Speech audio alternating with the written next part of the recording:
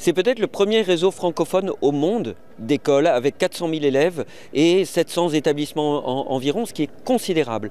Et cette francophonie, évidemment, elle s'ajuste avec la langue arabe, qui est la langue maternelle et qui fait l'unité de ce monde du Moyen-Orient, avec l'anglais, qui est une langue utilitaire dont on a besoin. Et en fait, c'est ce trilinguisme qui est la marque de fabrique de ces écoles. Alors le français occupe une place particulière parce qu'il porte l'image et l'esprit d'une langue de culture qui favorise l'esprit critique, qui donne un certain nombre de principes autour de nos valeurs françaises, la liberté, l'égalité, la fraternité, la responsabilité sociale aussi de ceux qui parlent français et qui doivent s'engager dans les sociétés où ils vivent, et l'attention aux plus faibles, aux plus pauvres, avec évidemment dans toutes ces écoles francophones une attention très marquée, mais très ancienne, depuis le XVIIe, XVIIIe siècle, à l'éducation des filles. L'urgence, c'est de maintenir ce réseau.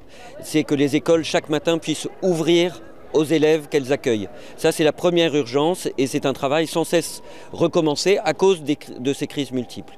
La deuxième chose, c'est qu'il faut être attentif aux nouvelles crises et aux nouvelles opportunités. La Syrie, par exemple. La Syrie s'ouvre, il y a un réseau d'écoles chrétiennes qui va peut-être s'amplifier. Comment est-ce que ces écoles peuvent participer à la renaissance que l'on espère en Syrie? Voilà les principaux enjeux. Un autre enjeu extrêmement important, c'est la question de l'enseignement supérieur francophone. Comment est-ce que les élèves qui sortent de ces écoles peuvent accéder dans la région, sans venir forcément en France, à des universités francophones?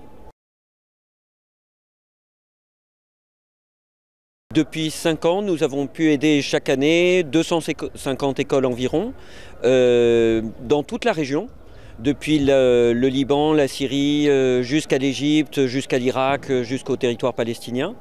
Cette aventure continue, ça nous a permis de soutenir à la fois les écoles pour la formation des professeurs, pour l'environnement francophone en développant l'envoi de volontaires nouveaux dans les écoles, et puis aussi du fait des crises du Moyen-Orient multiples, multiformes, etc., d'assurer le fonctionnement de certaines écoles, de devoir rebâtir à certains moments quand ces écoles sont détruites par la guerre, bref, d'essayer de les accompagner au mieux dans les temps de paix comme dans les temps de crise.